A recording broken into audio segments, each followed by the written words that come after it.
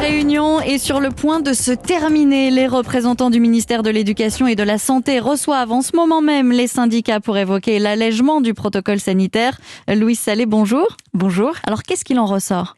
Eh bien, le premier allègement évoqué, c'est la levée du port du masque à l'école. Les parents sont nombreux à s'en plaindre, mais les enseignants restent sceptiques face au risque de contamination toujours élevé dans les classes. Pour les syndicats majoritaires, cet assouplissement est donc prématuré. La levée du port du masque en récréation pourrait être un compromis possible. Deuxième allègement, la modification de la règle des 3 autotests pour les cas contacts. Beaucoup de familles avouent ne pas la respecter. C'est aussi un casse-tête pour les professeurs. Les 3 tests à réaliser à J0, J+2 et J+4 pourraient donc être réduits à 2 tests seulement. Enfin, troisième allègement, le retour du brassage des enfants. C'est-à-dire quand un enseignant est absent, les élèves pourraient être de nouveau accueillis dans les autres classes de l'école et non plus renvoyés chez eux.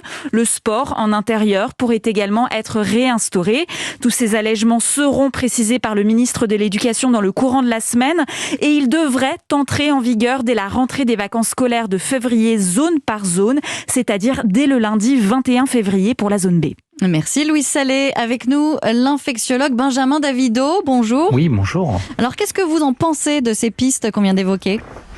Écoutez, moi je pense que tout est bon à prendre dans une politique où on se dirige vers, on l'espère, une immunité collective et donc il va falloir être amené à repenser la stratégie de test d'une façon générale et y compris chez les enfants. On voit bien d'abord que, et c'est probablement une problématique de BA2, on sous-estime vraisemblablement la circulation du virus et qu'en réalité, aujourd'hui, on arrive à avancer vers quelque chose qui se lisse comme étant une sortie de crise et donc je pense qu'il faut complètement repenser les indicateurs et rebasculer sur quelque chose proche de la grippe, c'est-à-dire les personnes, les individus à risque de faire une forme grave et les personnes qui arrivent à l'hôpital.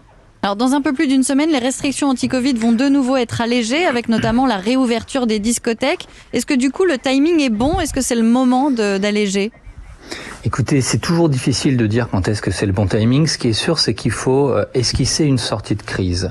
Est-ce que c'est le 15 février ou est-ce que c'est à la mi-mars ? Ça, ce sont aux autorités de le dire. Ce qui est sûr, c'est que les modélisations mathématiques estiment que vraisemblablement à la fin du mois de mars, on sera dans une situation plus favorable à l'hôpital avec une diminution significative des hospitalisations et on l'espère pouvoir reprendre significativement les hospitalisations qui avaient été déprogrammées.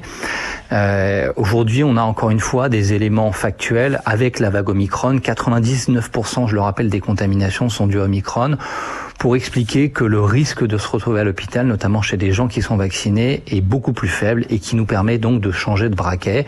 Et je crois qu'on peut que se féliciter que pour une fois, on se dirige vers un scénario optimiste plutôt qu'un scénario d'emblée pessimiste. Et justement, est-ce qu'on peut dire du coup que le pic est passé, ça y est ? Écoutez, vous avez raison, c'est toujours compliqué quand on parle de pic parce qu'il y a le pic des contaminations et puis il y a le pic des hospitalisations. Et le pic des hospitalisations, il ressemble plutôt à un plateau.